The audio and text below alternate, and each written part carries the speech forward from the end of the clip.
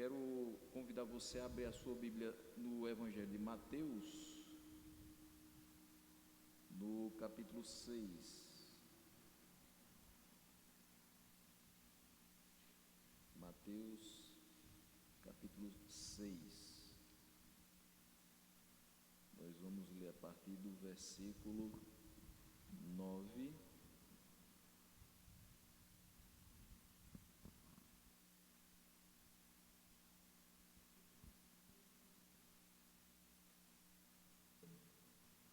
Mateus 6, versículo 9 até o versículo 13.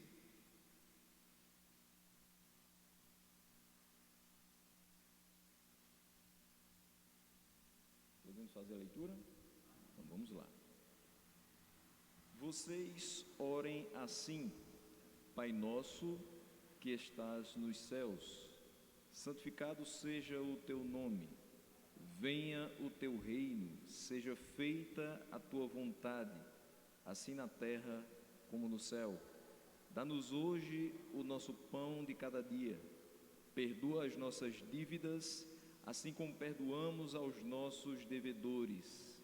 E não nos deixes cair em tentação, mas livra-nos do mal, porque teu é o reino, o poder e a glória para sempre. Amém. Nessa manhã a gente possa meditar nesses 5 versículos e extrair boas lições para a nossa vida. Eu quero primeiramente, nessa minha introdução, dizer da minha alegria de hoje nós estarmos em um dia que é destinado aos pais, Dia dos Pais, em todo o mundo. Os filhos, pelo menos nesse dia, deveria ser em todos, mas pelo menos nesse dia procuram honrar seus pais, homenagear seus pais, falar coisas boas acerca de seus pais. E ter o pai vivo ainda em determinado momento da vida é maravilhoso. Porque me lembro de que domingo passado completou exatos 28 anos que nós perdemos o meu avô materno, então, pai da minha mãe. Então, assim, até hoje a gente pode não comentar no dia, mas se dias depois a gente se olha e diz: você lembrou dele? A gente se lembra. E segundo minha esposa, eu pareço muito com ele. Então isso eu acho que dá uma machucada maior ainda. Não somente segundo ela, segundo minhas tias também, cada ano que passa eu vou ficando um pouco mais parecido com ele. E isso em qualquer família, quando você tem alguém que parece com aquele que era muito querido e se foi, as lembranças sempre vêm. E às vezes é um gesto, é uma palavra que se usa, é alguma coisa que se gosta muito, que aquela pessoa gostava. E dele eu guardei muita coisa, apesar do tempo relativamente curto que a gente ficou junto. Mas assim, ter meu pai hoje às portas de completar no dia 20, 73 anos, é uma bênção enorme. E espero que ele ainda fique muitos e muitos anos e a gente não só comemore Dia dos Pais, mas comemore outras datas importantes na vida da gente. E é impressionante como, dependendo de como você está, o seu pai lhe conhece. Se você fala com ele pelo telefone e a sua voz está um pouco mais grave, ele diz: o que foi que aconteceu? E se a sua voz está um pouco mais eufórica, ele diz: me conta a novidade boa. O pai, pela voz, conhece o sentimento do filho naquele momento.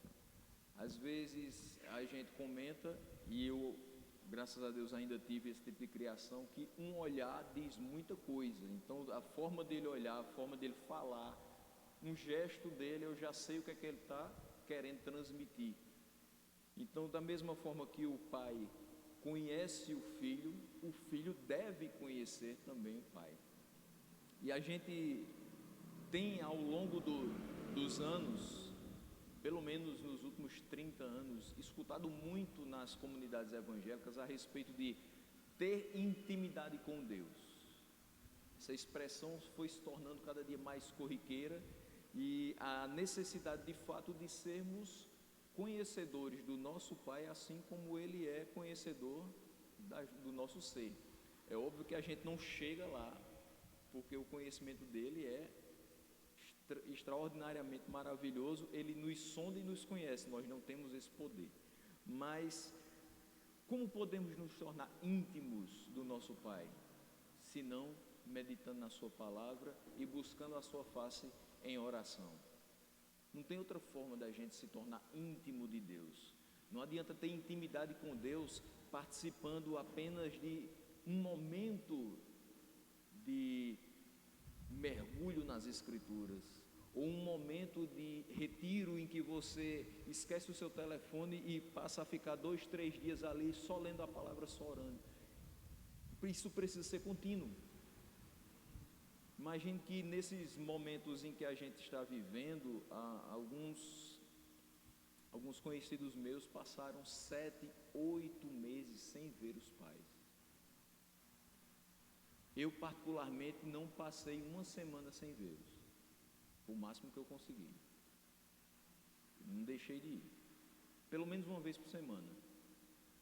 Hoje, praticamente todos os dias, já que as coisas melhoraram, eles já estão vacinados há muito tempo, e a minha segunda dose vem semana que vem. Mas eu não esperei para esse momento, porque eu não quero me sentir, apesar de que a gente acaba se sentindo, mas eu não quero me sentir uma visita na casa dos meus pais.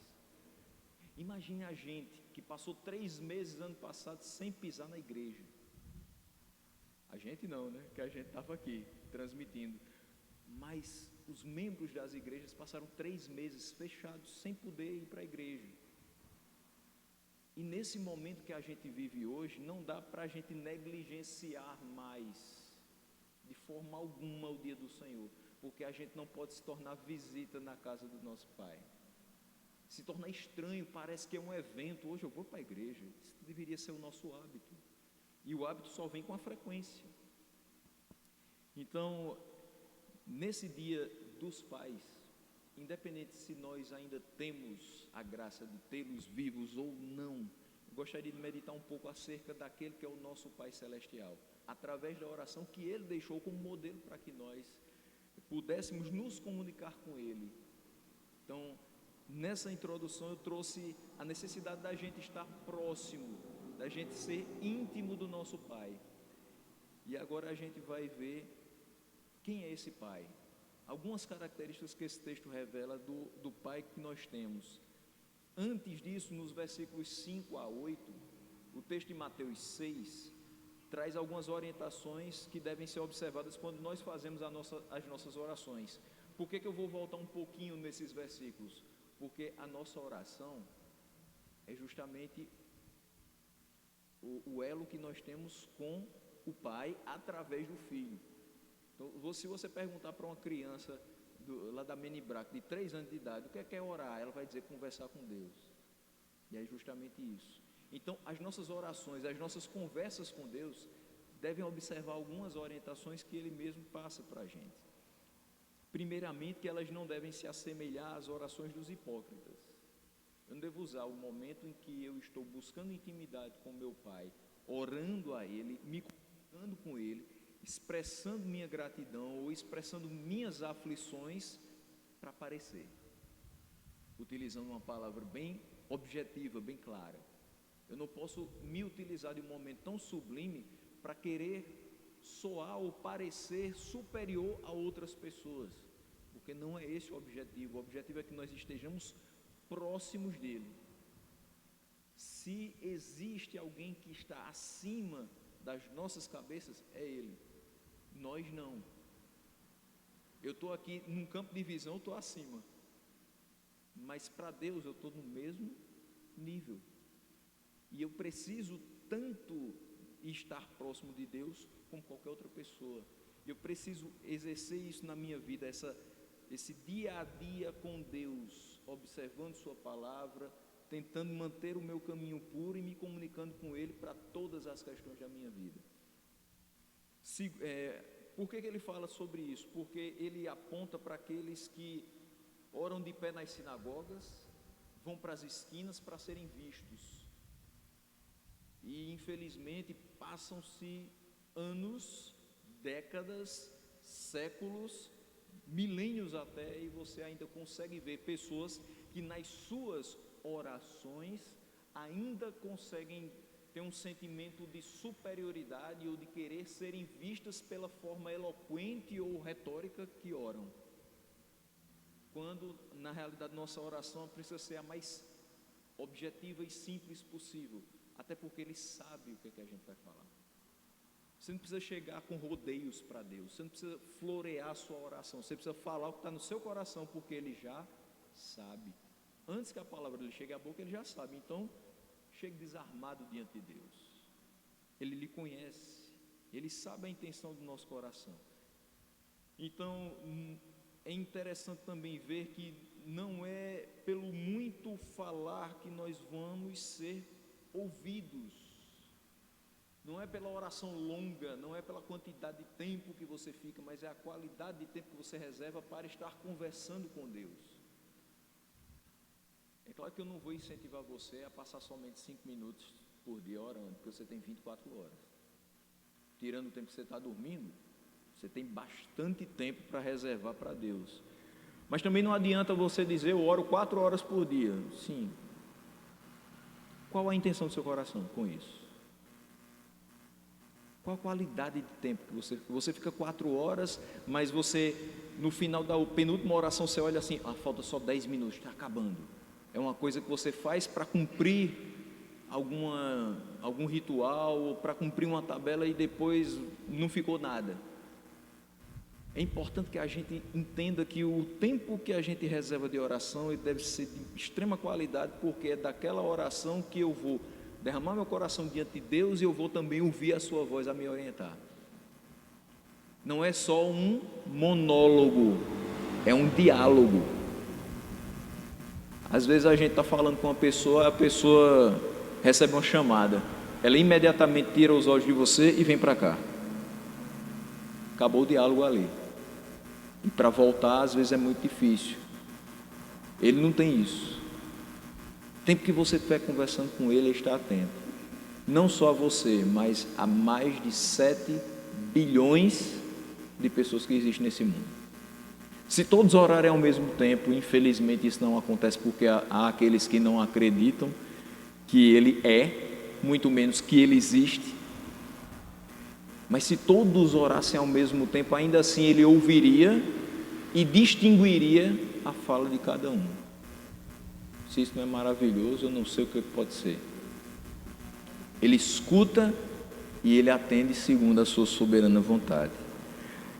Então, quando se fala em termos de intimidade com Deus, a melhor maneira de fazer isso é ler a palavra e orar, mas orar sem querer que aquela oração seja para lhe engrandecer, até porque o único que deve ser engrandecido é o Deus a quem nós dirigimos as nossas orações. Para nos tornarmos íntimos do nosso Pai, nós precisamos conversar com Ele, dar ouvidos ao que Ele diz e obedecer.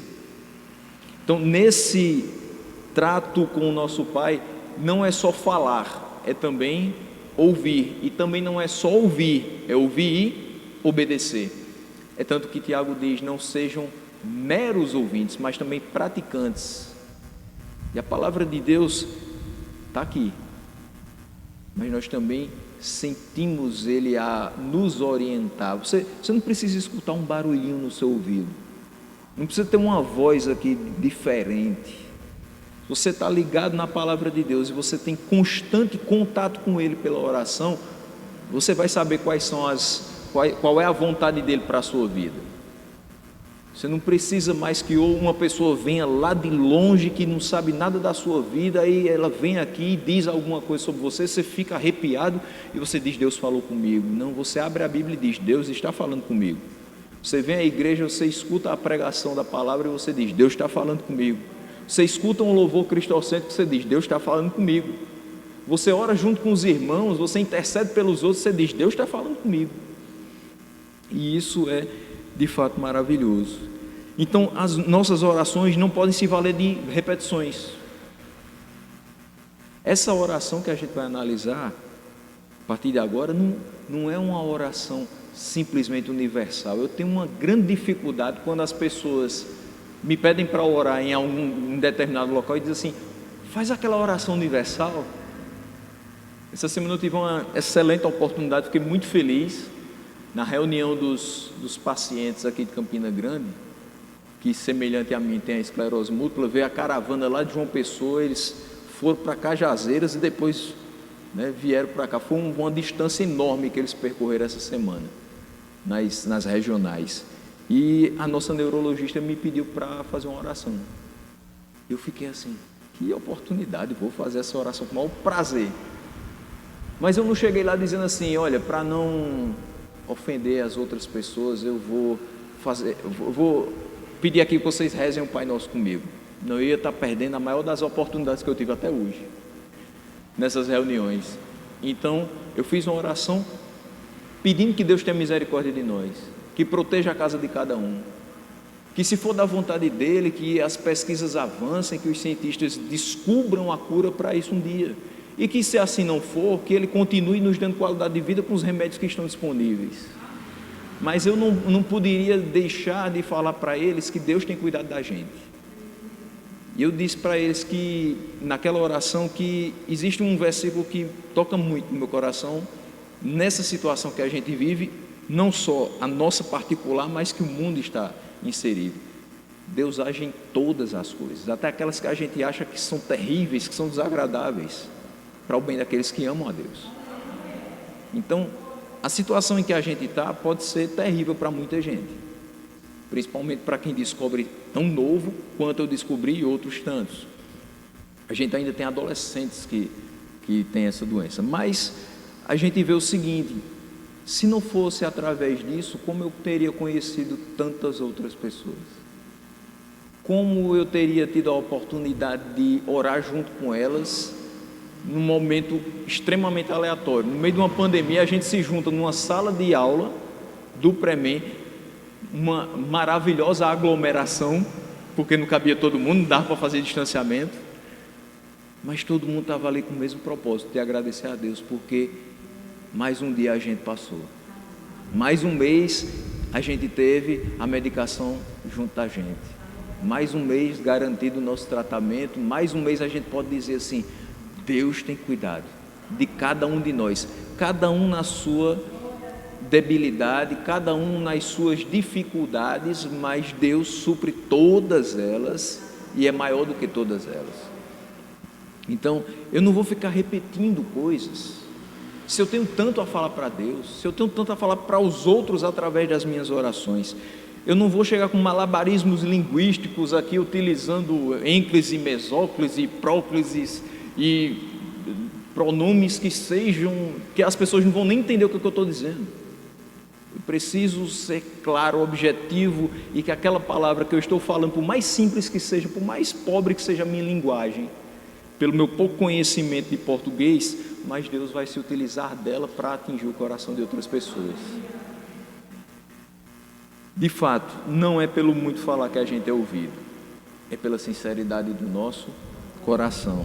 E é importante sabermos que ao orarmos ao nosso Pai, Ele conhece todas as nossas necessidades antes mesmo que a gente peça. Ele sabe o que a gente está precisando. Exatamente hoje, 8 de agosto de 2021.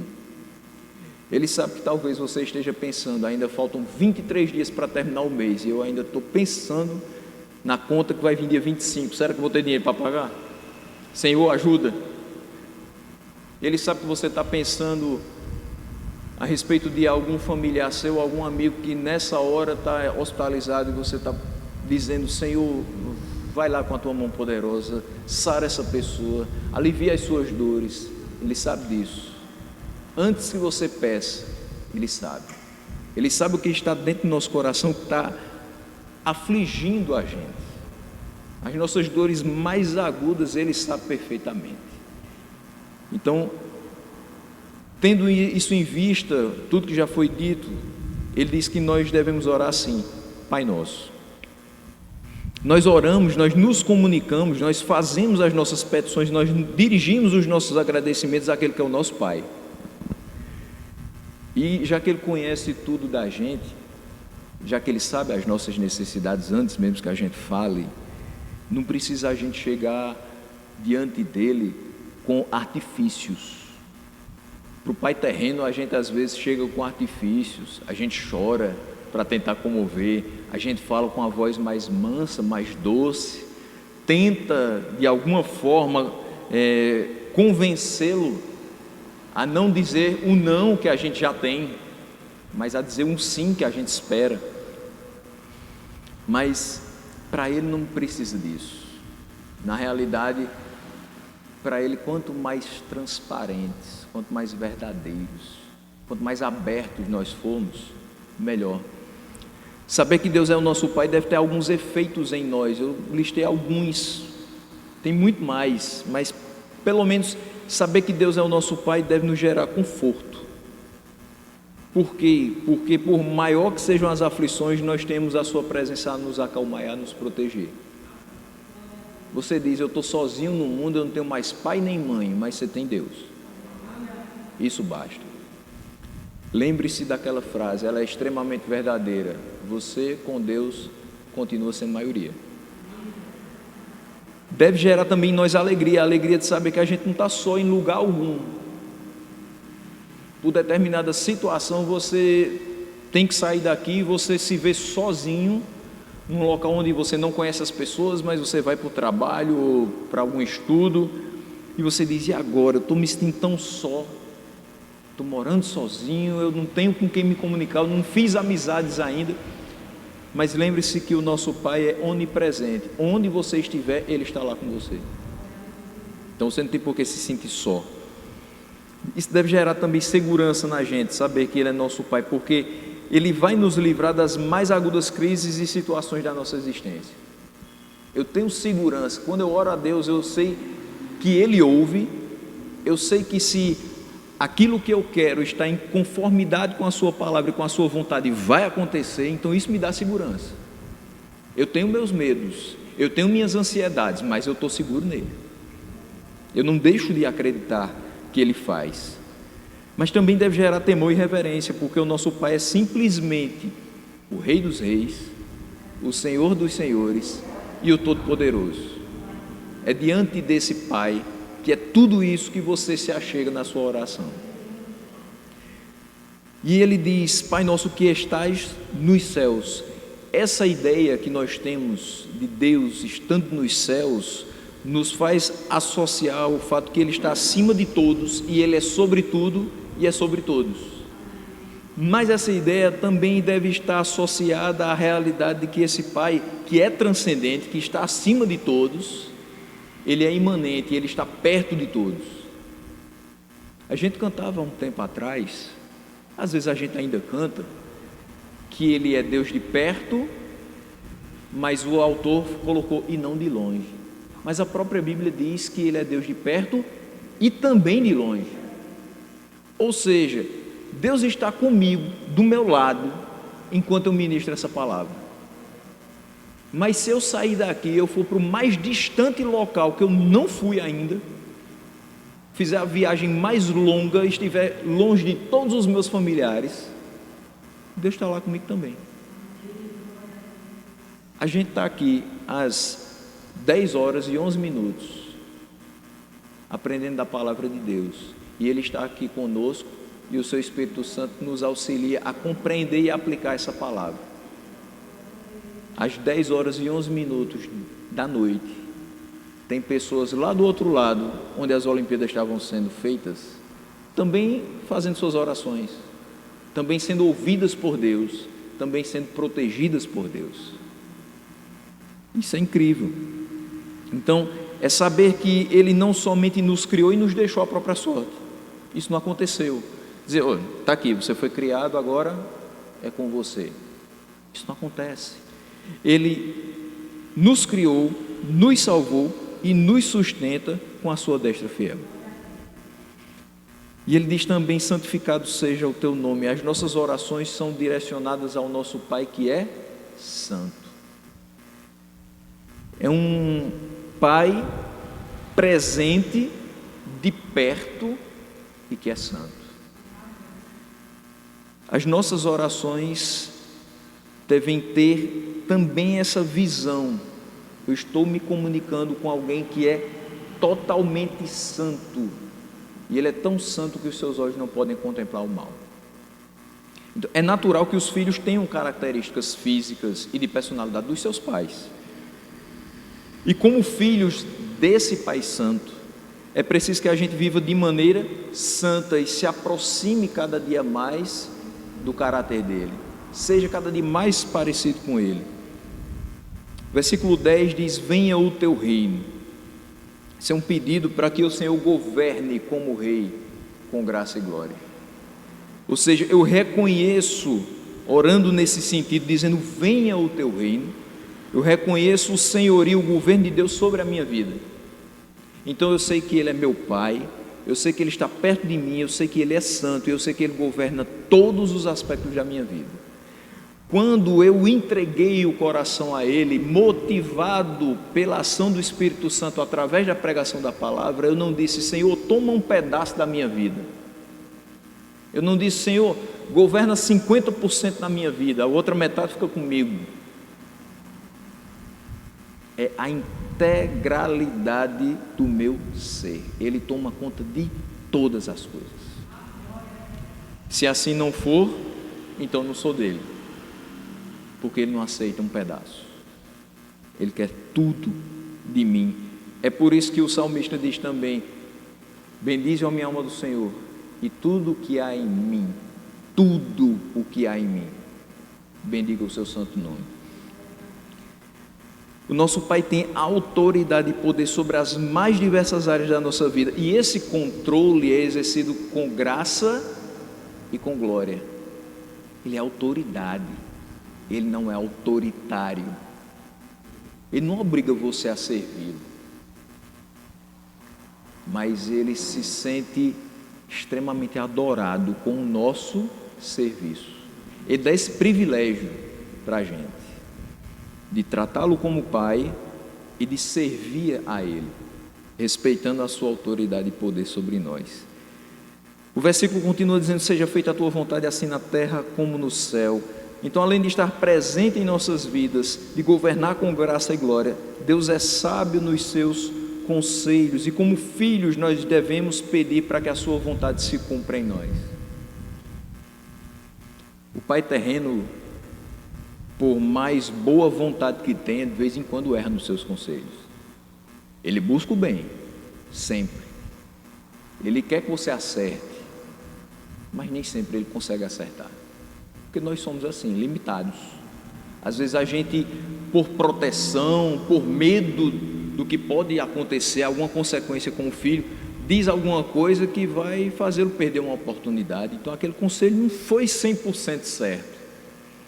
Mas tudo que a gente deve fazer, Deus nos orienta no caminho certo. Tudo que deve chegar às nossas mãos, Deus traz. Todos os seus conselhos são perfeitos. O caminho que Ele nos faz trilhar é extremamente seguro. Então, quando a gente pede que a vontade dEle seja feita, tanto na terra como no céu, a gente diz: Senhor, de fato, eu já me entreguei ao Senhor, então faz o que Tu quiseres. Eu estou realmente nas Tuas mãos, dependente do Senhor, confiando que a Tua condução é o melhor para mim. Então, pedir a vontade de Deus também é entender que ela é boa, é agradável e é perfeita. Por que isso? Porque o nosso Deus, além de sábio, o nosso Pai é bondoso. Ele não vai dar uma orientação a nós que vai nos colocar para a prática do mal ou nos inserir numa situação de sofrimento sem propósito. Pode ter certeza disso. Em nada que Ele nos diz na sua palavra, nós vamos ver nós sendo colocados para a prática do mal. É sempre para a prática do bem. Agora, se a gente segue a nossa própria cabeça, a gente faz coisas más, dizendo que a nossa intenção foi o bem. E aí a gente vai se justificar a vida inteira dizendo: aquilo que eu fiz acabou produzindo mal, mas não foi minha intenção. Se você tivesse seguido o conselho do sábio pai, você não teria ido por aquele caminho, não teria produzido o mal e não teria que se justificar dizendo que sua intenção não foi aquela. A nossa intenção deve ser ouvir a orientação do Pai e seguir os seus conselhos. Pedir que a sua vontade realmente seja feita. Ele não é somente sábio e bondoso, mas ele também é perfeito, porque não há equívoco algum nos seus mandamentos. Nenhum. Todos os seus mandamentos são perfeitos. Versículo 11 diz: dá-nos hoje o pão de cada dia. Esse pedido revela que o nosso Pai, a quem nós adoramos e servimos, também é provedor. Nesses últimos 17 meses, muita gente perdeu o emprego. Muita gente teve a sua remuneração diminuída, a sua carga horária de trabalho diminuída, e por mais que não tenha perdido o emprego, mas perdeu boa parte da renda familiar. A situação está muito difícil. O IBGE diz que nós somos 14% de desempregados, mais ou menos. Mas há aqueles que considerem que o país chega a ter 25% de pessoas que não têm uma renda formal. Ou seja, podem até ter algum dinheiro durante o mês, mas não provém daquilo para que se capacitaram, buscaram um subemprego para não morrer de fome. A gente não pode hoje chegar, por exemplo, se você for funcionário público, você não vai chegar lá na PBPrev e dizer assim: me dá meu pão. Ele não vai te dar além do que você já ganha. Você não vai chegar no INSS, vai dizer assim, ó, bater aqui na porta e dizer assim: eu queria um complemento do meu salário, porque está faltando pão lá em casa. Ele não vai te dar mais do que você recebe, mais do que está registrado na sua carteira de trabalho. Você pode até chegar na casa dos seus parentes e dizer assim: eu estou precisando que vocês cheguem juntos, está mais difícil esse mês. E eles dizerem: se a gente for dividir aqui, a gente vai começar a pedir também. Mas a quem nós podemos pedir e saber que a provisão é certa? Que não vai ter desculpa, que não vai ter dificuldades, que Ele prontamente vai garantir o nosso pão de cada dia. É esse Pai que é provedor. Então, quando a gente fala: dá-nos hoje o nosso pão de cada dia, é porque a gente sabe que Ele tem. A gente sabe que não falta com Ele. Não interessa se no seu café da manhã vai ter tâmara e damascos e coisas finas, ou se vai ter só uma bolacha creme crack com manteiga. Não vai deixar de ter. O pão nosso de cada dia é garantido por quem? Pelo nosso Pai. A gente vê muitas vezes o nosso pai saindo de casa cedinho para batalhar e trazer aquele alimento. Mas não adiantará o suor do rosto do nosso Pai terreno, que sai bem cedinho e volta tarde, se ele não estiver ancorado na certeza de que o Pai Celestial é quem provê esse pão. Lembre-se da história de que é mesmo que colocar aquele valor penosamente granjeado no saco furado. Você trabalhou, se esforçou, colocou, perdeu. Ninguém vê o dinheiro, ninguém vê o recurso. Mas quando é Deus que está nos provendo e nos ajuda a administrar, nunca falta. Então, não é somente que Deus sabe o que nós precisamos, e o texto diz isso, é que Ele tem o poder de prover e suprir cada uma das nossas necessidades. Então, por isso é que a gente pede confiantemente que Ele nos forneça aquilo de que precisamos dia após dia. O versículo 12 nos diz: perdoa as nossas dívidas, assim como perdoamos aos nossos devedores. O Pai a quem oramos é também perdoador. Nós sabemos da realidade do homem sem Deus e como essas criaturas vivem sob o domínio do pecado. Não precisa ir muito longe. Você olha para pessoas bem próximas de você e você diz: que vida terrível, que comportamento deplorável, que atitudes ruins. E parece que a pessoa não se toca, ela faz porque não vê outra alternativa. Ela faz porque já está tão acostumada a fazer aquilo, não tem mais uma ideia da consequência dos seus atos, do mal que vai produzir para si próprio, para outras pessoas. Ela é inconsequente. Pessoa sem Deus é totalmente inconsequente, porque ela está dominada pelo pecado. Ela não vê outra coisa além de satisfazer os próprios desejos, e eles são maus. Em um determinado momento a gente era como essas pessoas. Isso é o mais triste para a gente, porque a gente não pode olhar para qualquer pessoa lá fora e dizer assim: eu sou melhor do que você. Não, porque um dia eu fiz o que você faz. Um dia eu fui como você era. Isso quem está dizendo não sou eu, a palavra diz. Nós éramos como os demais, filhos da ira, desobedientes, totalmente apartados da palavra de Deus. Mas o sangue de Cristo derramado na cruz nos justificou e nos garantiu uma vida eterna. E os pecados cometidos hoje não mais nos condenam. Por quê? Porque eles são jogados no mar do esquecimento. Ele não fica lembrando disso, ele fica jogando isso no nosso rosto. Olha, você continua sendo pecador. Olha, você não é digno disso, digno daquilo. Pelo contrário, a gente continua sendo pecador sim, mas pecadores regenerados, pecadores justificados, onde o pecado para a gente é só um desvio de percurso, é um acidente, não é uma prática onde a gente se deleita nela. Não é mais. Pelo contrário, a gente sofre quando peca.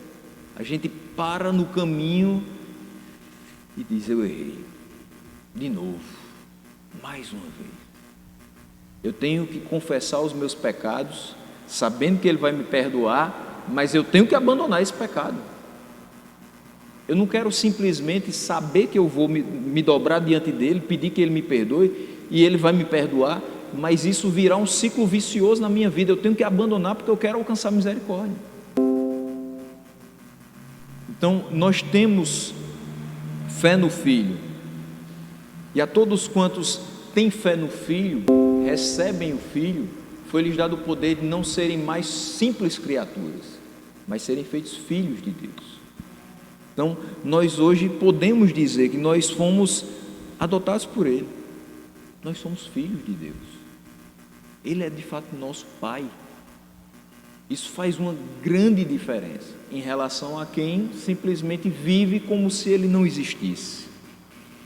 O Pai nos elegeu, providenciou a nossa justificação, e Ele sempre se mostra perdoador quando nós confessamos os pecados e abandonamos agindo com sinceridade de coração. Nunca podemos permitir que a nossa mente se torne cauterizada, que a gente faça uma coisa, aí de manhã e de noite peça perdão a Deus, de manhã faz de novo, de noite pede perdão a Deus, de manhã faz de novo, de noite pede perdão a Deus. Porque a gente não vai estar agindo em sinceridade do coração, a gente vai estar querendo se livrar de uma culpa que vai continuar com a gente, porque todas as vezes que a gente peca, a gente é culpado. Então a gente precisa abandonar e agir com sinceridade de coração, porque Ele é sincero quando nos perdoa. Ele não vai pegar mais aquele pecado daquele dia e vai estar jogando na gente. Ele quer realmente o nosso arrependimento e a nossa fé no Filho. E o nosso Pai é justo, porque Ele perdoa as nossas dívidas, assim como nós perdoamos os nossos devedores. A gente quer ser perdoado, mas a gente não perdoa? Que ato de justiça é esse? Nós precisamos ser justos. Nós recebemos um perdão tão grande de Deus, e a nossa ofensa em relação a Ele é muito superior às ofensas que nós fazemos com relação a outras pessoas. E por que nós não vamos perdoar os nossos devedores se nós fomos perdoados? Por que a gente não perdoa a dívida de R$100 se Ele nos perdoou por uma fortuna imensa, incalculável, de um volume de pecados? Por que a gente não vai perdoar aquele que tocou em nós, se Ele perdoou até quem jogou pedras na cruz? Se há arrependimento e fé, Ele perdoa.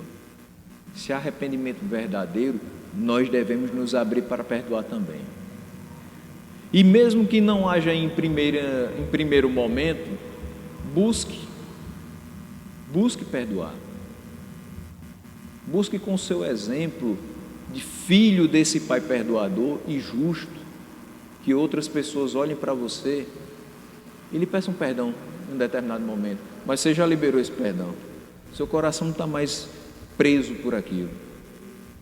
Você diz: eu lhe perdoo, mesmo que você hoje não reconheça, mas um dia você vai saber o porquê que eu fiz isso. Isso vai ser importante, porque o que interessa não é a sua intenção e a sua bondade de perdoar, é quem está agindo em você para que você perdoe. Aquela pessoa não vai enxergar a sua bondade, vai enxergar a ação de Deus, a bondade de Deus. Por isso que é importante a gente se doar e perdoar, mesmo que não tenha sido solicitado esse perdão, porque a gente não solicitou, mas foi perdoado. Não dependeu de nós, mas nós fomos perdoados. O versículo 13, fechando, nos diz: e não nos deixes cair em tentação, mas livra-nos do mal. Nosso Pai também é protetor. Por isso que nós pedimos que Ele não nos deixe vacilar, que nós não nos entreguemos aos desejos do nosso coração, que nós não caiamos em tentação. Tentações nós temos inúmeras, múltiplas, todos os dias, das mais variadas espécies.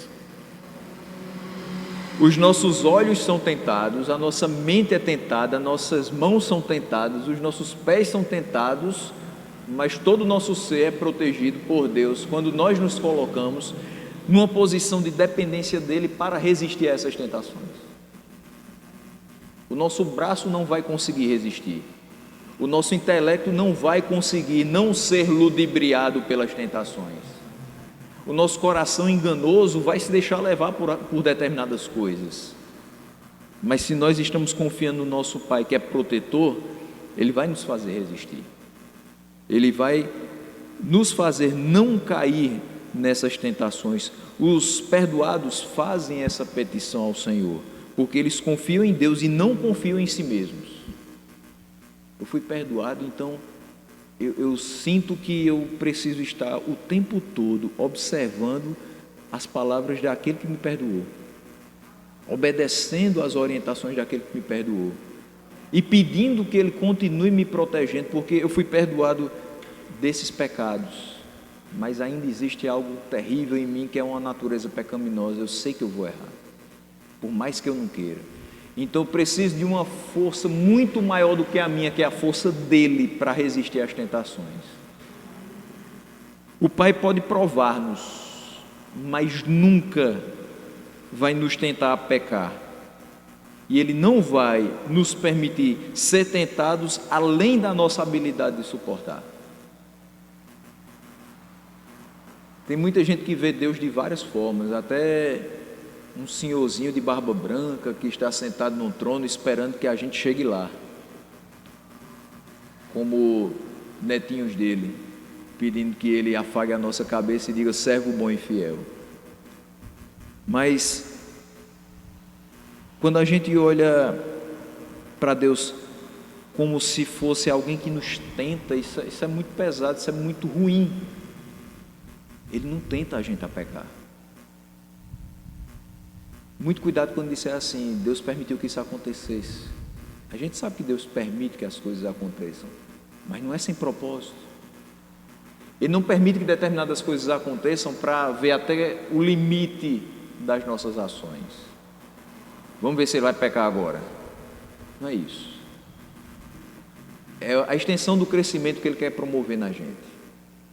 Então determinadas coisas são horríveis, a gente não queria ter passado por elas nem de longe, mas tudo é necessário, e tudo dentro da permissão dEle serve para que a gente cresça e amadureça e venha servir a Ele com mais integridade e fidelidade.